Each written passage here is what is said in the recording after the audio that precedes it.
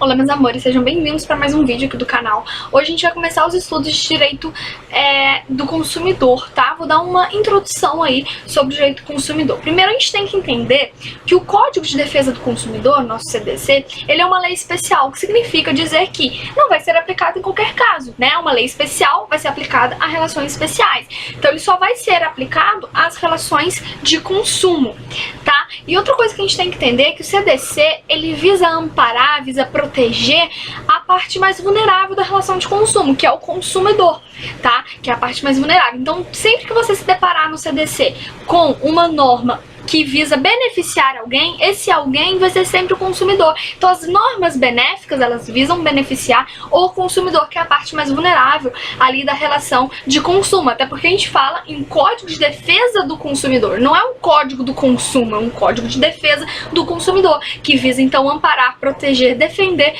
a parte mais vulnerável da relação de consumo, que é o consumidor. Vamos lá. Sobre a relação jurídica de consumo e seus elementos. Vamos primeiro entender o que é uma relação jurídica, né? Dentro de uma relação jurídica, nós temos um vínculo existente entre duas ou mais pessoas, onde uma pode exigir uma coisa e a outra tem que cumprir essa coisa. Então, relação jurídica é quando eu tenho de um lado uma pessoa, de lado outra pessoa, e aí tem um vínculo aqui entre essas duas pessoas. O que é esse vínculo? Essa pessoa pode exigir e essa tem que cumprir. E só que, olha só, para a relação jurídica, para a relação ser jurídica, nós precisamos que este vínculo esteja previsto em lei, ou seja, que tenha normas que diga, olha, você pode exigir, olha, você tem que cumprir. Então, quando isso acontecer, quando a lei disser que um sujeito A pode exigir e um sujeito B tem que cumprir, nós estamos diante de uma relação jurídica entre aqueles ali. E uma relação jurídica, nós temos de um lado o sujeito ativo, que é quem pode exigir a coisa, e de outro lado o sujeito passivo, que é aquele que deve realizar aquela coisa. Deve atender aquela coisa. E dentro da relação de consumo, essas pessoas serão, de um lado, o consumidor e de outro lado, o fornecedor de serviços, o fornecedor de produtos ou o prestador de serviços, que a gente vai ver mais adiante qual é o conceito de cada um deles. E olha só, gente, na nossa vivência, na nossa vida, nós estamos sempre nos relacionando de forma social. Só que nem todas essas relações sociais se transformam em relação jurídica, são consideradas relações jurídicas, tá? Porque, como eu disse, para ser relação jurídica tem que estar disciplinada pela lei, ou seja, tem que ter uma norma que diga, você pode exigir e você é obrigado a cumprir. Se não houver essa norma prevendo isso, aquela relação vai ser apenas uma relação social e não uma relação jurídica. Eu fiz até um esqueminha aqui para vocês entenderem, na minha apostila, que você tem aqui, ó, um círculo maior, tá vendo? Esse preto aqui, que são as relações sociais, e dentro um círculo menor, que são as relações jurídicas. Então, as relações jurídicas, elas estão dentro da relação social. Então, toda relação jurídica é uma relação social, mas nem toda relação social é uma relação jurídica, porque para ser relação jurídica tem que ter uma norma prevendo que você pode exigir e você tem que cumprir, entendeu? Vamos lá. Quando a gente tem uma relação de consumo estabelecida, ela fica parecendo uma pirâmide. Como assim? Eu tenho aqui no topo da pirâmide o produto ou o serviço, tenho aqui na base da pirâmide de um lado o consumidor e de outro lado o fornecedor ou o prestador de serviços. Então você tem aqui no topo o produto ou o serviço, que é o que a gente chama de elemento objetivo da relação de consumo, tá? Então o produto ou o serviço é o elemento que a gente chama de objetivo da relação de consumo, que é onde convergem as partes, tá vendo? Ó, as duas partes aqui na base da pirâmide estão unidas pelo elemento objetivo, qual seja que é o objeto ali, né? O produto ou o serviço, é o objeto daquela relação. E os elementos subjetivos são as partes, que é o consumidor e o fornecedor ou prestador de serviço. São subjetivos porque são relativos às pessoas, relativos às partes. Então a gente vai ver agora quais são esses elementos subjetivos e objetivo, né? Falar um pouquinho de cada um deles, tá bem? Vamos falar primeiro dos elementos subjetivos da relação de consumo, que são as partes, né? O consumidor e o prestador de serviços ou produto. Vamos lá. Quem é o consumidor? O artigo 2º do CDC vai dizer pra gente que consumidor é toda pessoa física ou jurídica que adquire ou utiliza produto ou serviço como destinatário final. Parágrafo único. Equipara-se a consumidor a coletividade de pessoas, ainda que indetermináveis, que haja intervindo nas relações de consumo. O parágrafo único vai falar pra gente, vai trazer pra gente o conceito de consumidor equiparado, que a gente vai falar depois. Agora vamos falar do conceito de consumidor mesmo. Quem que é o consumidor? Como a gente viu aqui no caput do artigo 2º do CDC, o consumidor pode ser tanto pessoa física quanto pessoa jurídica. Eu sei que é fácil, quando a gente fala de consumidor, é mais fácil de visualizar uma pessoa física na situação de consumidor. Porém, a pessoa jurídica também pode ser consumidor. Só que para a pessoa jurídica ser consumidor, ela tem que ser destinatária final daquele produto, né, ou daquele serviço. Ou seja, ela não está comprando insumos para atividade empresarial, enfim, para atividade que ela desempenha, mas sim como destinatária final daquele produto.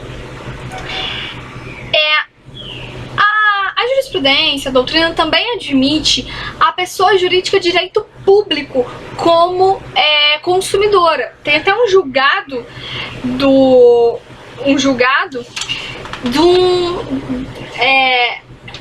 da prefeitura, colocando a prefeitura como consumidor diante da prestação de serviço de concessionário, acho que de energia elétrica, de telefonia, alguma coisa assim, colocava a prefeitura, né, na relação de consumidora frente à cessionária lá acho que era de telefonia, né, quando por conta de um corte que houve da telefonia por falta de pagamento, e aí o julgado colocava a prefeitura na relação de consumo, né, como consumidora ali naquele fato. Então, sim, pessoas jurídicas de direito público também podem figurar como consumidores aí, tá? Gente, para falar de conceito de consumidor, para falar quem é o consumidor, nós temos aí algumas teorias, tá? Eu vou trazer para vocês 3 teorias, que é a teoria maximalista, que a gente chama de objetiva, a teoria subjetiva, que é a finalista, e a teoria finalista aprofundada ou mitigada. Só que olha só, eu já vi doutrina, eu acho que o Cavalieri Filho, no livro Programa de Direito do Consumidor, ele vai trazer só 2 teorias, ele vai trazer a teoria maximalista e a teoria finalista. A teoria finalista mitigada, ele traz dentro da finalista, ele fala junto. Então, assim, ele não faz essa divisão de 3 teorias. Quem eu vi que faz essa divisão é o Tartucci. Então, eu tô trazendo a divisão do Tartucci. Ele divide as teorias aí em maximalista, objetivas, finalista, subjetiva e finalista aprofundada ou mitigada, tá? Mas vamos lá. O que seria a primeira teoria maximalista ou objetiva? A teoria maximalista, ela coloca que para ser consumidor basta você praticar um ato de consumo.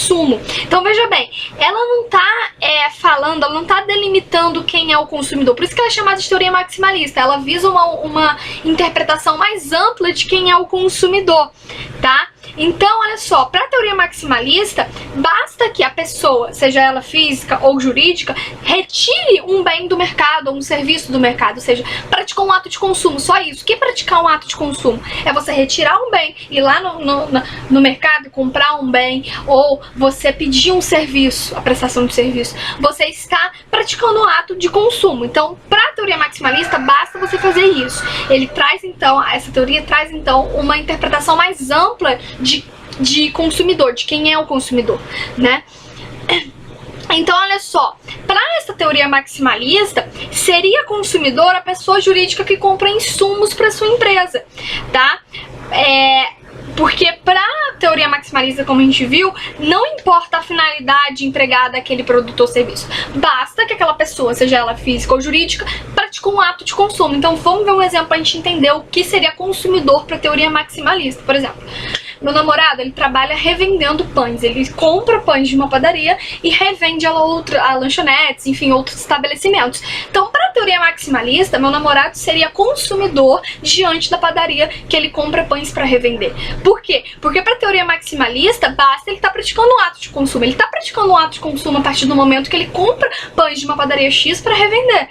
Não importa que a finalidade dele é de lucro, não importa que ele está visando a revenda daqueles produtos. Para a teoria maximalista, ele é tido como consumidor frente à padaria X, porque não importa a finalidade empregada àqueles produtos, não importa se é revenda ou não, se é compra de insumos ou não, tá? Só importa que ele praticou um ato de consumo e ponto. Então, olha só, resumindo, para a teoria maximalista, para quem adota a teoria maximalista, o CDC ele seria uma lei que regula o consumo, tá? E assim, na realidade não é assim. Como eu disse no começo do vídeo, o Código de Defesa do Consumidor, o próprio nome fala, é Código de Defesa do Consumidor. Ele visa defender o consumidor, ele não visa regular relações de consumo, não é um código de consumo, é um código de defesa do consumidor, tá bem? A segunda teoria é a teoria finalista subjetiva, já adianto que é a que a gente adota.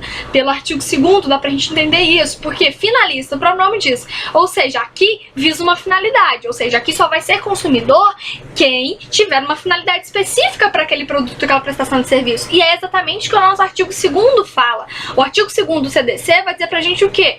É consumidor aquele, né, que é destinatário final do produto ou do serviço. Então a teoria finalista ou subjetiva é exatamente isso. Ela emprega que para ser consumidor você tem que ser o destinatário final daquela relação de consumo, daquela prestação de serviço. Então aqui observe-se, a gente tem uma interpretação mais restrita da palavra consumidor. Enquanto na teoria maximalista você tem uma ampliação da interpretação de conceito de consumidor, que é qualquer pessoa que pratica um ato de consumo, aqui na finalista não, você tem uma interpretação mais restrita, porque não é qualquer atividade de consumo, é aquela pessoa, seja ela física ou jurídica, que adquirir um produto ou, né, requerer uma prestação de serviço, sendo ele o destinatário final daquele produto. Então, observe-se. Um exemplo para vocês entenderem. Lembra que eu falei lá, né, agora há pouco, quando tava falando da teoria maximalista, que o meu namorado revende pães, compra de uma padaria para revender para lanchonetes e outros estabelecimentos.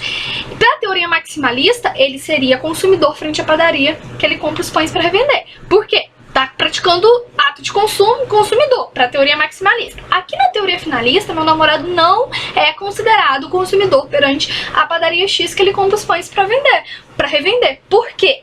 Porque ele não é o destinatário final daqueles pães. Ele vai na padaria X, compra os pães para revender. Ele não vai pegar os pães para ele vai simplesmente pegar aqueles pães e revender para as lanchonetes, outros estabelecimentos, pessoas que passam e querem comprar. Então, quem é o consumidor ali é a pessoa que está comprando dele, né, que ele está revendendo. Não é ele frente à padaria, não tem uma relação de consumo, ele não é consumidor frente à padaria que ele compra os pães para revender.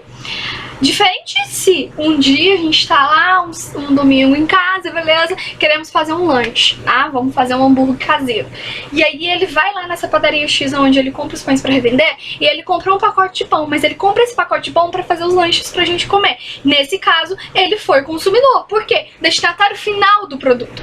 Essa é a diferença entre a teoria maximalista e a teoria finalista, tá? Aí eu queria ler com vocês aqui um conceito trazido pelo Cavalieri Filho no livro dele, Programa de Direito do Consumidor. Quando ele vai falar da teoria finalista, ele fala o seguinte, ó: o conceito de consumidor na esteira do finalismo, portanto, restringe-se em princípio às pessoas físicas ou jurídicas, não profissionais, que não visam lucro em suas atividades e que contratam com profissionais. Entende-se que não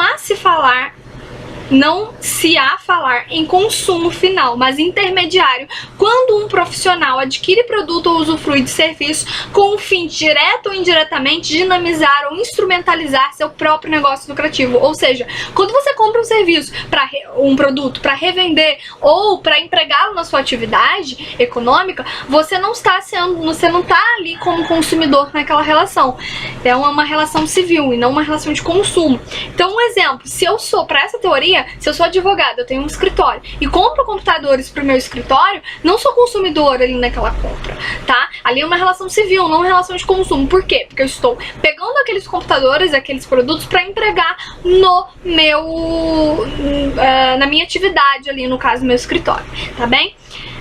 Agora vamos falar da teoria finalista aprofundada ou mitigada. Como eu disse pra vocês, quem faz essa divisão é o Tartucci. O Cavalieri Filho, vocês pegarem o livro dele, ele vai falar da teoria finalista ou aprofundada, mitigada, no final do tópico onde ele fala da teoria finalista. Então, o Cavalieri vai tratar da finalista mitigada junto com a teoria finalista. Ele vai tratar da finalista mitigada como uma exceção da teoria finalista. Vocês vão observar isso se vocês pegarem o livro do Cavalieri Filho. Mas vamos lá, teoria finalista aprofundada ou mitigada. Gente, a teoria finalista mitigada, ela é uma extensão da teoria finalista, tanto que eu disse pra vocês que tem doutrinadores que vai tratar das duas junto. Mas olha só, a teoria finalista mitigada, ela vai olhar, né, pro consumidor como parte vulnerável também. Então olha só, a teoria finalista mitigada, pra ela, o consumidor é aquela pessoa que é destinatária final do produto ou do serviço, mas que também é vulnerável. Então olha só, para a teoria finalista mitigada, aquelas pequenas empresas que estão comprando insumos para sua atividade econômica, mas que esses insumos não são da área da sua atuação, eles seriam considerados consumidor. Então vamos um exemplo para entender. Lembra que eu disse agora para vocês que se eu sou uma advogada, estou comprando computadores para o meu escritório, estou começando meu escritório, comprando computadores, né, para o meu escritório. Para a teoria finalista, eu não seria consumidora, porque são insumos para minha atividade econômica. Porém, para a teoria finalista mitigada, eu seria consumidora. Por quê? Porque tá bom, tô comprando insumos, mas não é minha área de atuação. Eu sou advogada, não sou técnica em informática, eu não sei mexer com computadores, não é minha área de atuação. Então, para a teoria finalista mitigada, eu seria consumidora por ser parte vulnerável. Tô começando o escritório, não entendo nada de computadores, então assim, sou vulnerável frente àquela empresa que está me vendendo os computadores. Então seria consumidora. Um exemplo trazido pelo Flávio Tartucci no seu livro Manual de Direito do Consumidor, quando ele fala da teoria finalista mitigada, ele traz um exemplo do taxista que compra um veículo na concessionária para realizar os seus serviços. E aí ele faz a pergunta, né, se o taxista seria um consumidor frente à concessionária ali quando ele está comprando o veículo. E aí ele fala que sim, que diante da teoria finalista mitigada, sim, ele seria consumidor. Por quê? Porque ele é parte vulnerável naquela relação com a concessionária, tá? Gente, para fechar este vídeo, a gente vai falar um pouquinho das características do consumidor. Eu vou deixar para falar do consumidor equiparado e do fornecedor, o prestador de serviço, em outro vídeo para não ficar muito longo. Então vamos lá. Características do consumidor. O consumidor, ele é o destinatário fático e econômico do produto. Como assim? Ele tem que retirar o bem do mercado. Fui lá, comprei um bem, enfim, ele foi o destinatário fático, retirou o bem do mercado e deu um fim econômico daquele bem, ou seja, um destinatário final daquele produto. Então, destinatário econômico é quando você retirou o bem do mercado e você dá uma finalidade econômica para aquele bem, ponto, tá? Então, essa é uma característica do consumidor. Para ser consumidor, tem que ser destinatário final do produto. Colocar um ponto ali na cadeia, né, de consumo. A segunda característica do consumidor é que ele compra o produto ou aquele prestação de serviço para suprir as suas necessidades pessoais. Então ele está suprindo as suas necessidades, né? Suas, de sua família, enfim, tá? Outra característica que a doutrina coloca do consumidor é que ele não é profissional, porque se ele quer prolongar o fim econômico daquele bem ou daquele serviço, ou seja, ele não está encerrando a cadeia de consumo, ele não é tido como consumidor, tá? E por fim nós temos a vulnerabilidade, que a vulnerabilidade no CDC ela é vista com um sentido amplo. Como assim? É uma vulnerabilidade técnica, é uma vulnerabilidade científica, uma vulnerabilidade econômica, uma vulnerabilidade jurídica, tá? Então qualquer tipo de vulnerabilidade é aceito aqui, tá bom? Porque às vezes a gente fala de vulnerabilidades, já confunde com hipossuficiência e já acha que é só uma questão mesmo de econômico, e não é, né? Porque se você é vulnerável tecnicamente, cientificamente, juridicamente, né? Ou seja, tem menos conhecimentos jurídicos do que a outra parte, você também é considerado vulnerável, tá? Então é isso, vamos encerrar esse vídeo por aqui. No próximo vídeo a gente fala, né, do conceito de consumidor equiparado e trata do fornecedor, o prestador de serviço, tá bem? Então Um beijo, até o próximo vídeo. Não se esqueça de se inscrever, ativar o sininho pra não perder nenhum vídeo, tá? Até porque tá tendo o projeto Primeira Fase da OAB, a gente tá postando vídeos aí de revisão, né, pra primeira fase da OAB. Tem as playlists aqui no canal pra você quiser acompanhar. E também não se esqueça de curtir o vídeo pra ajudar a gente na divulgação. E se quiser acrescentar alguma coisa, fazendo uma pergunta, enfim, pode estar utilizando os comentários pra isso, tá bom? Então um beijo, até o próximo vídeo.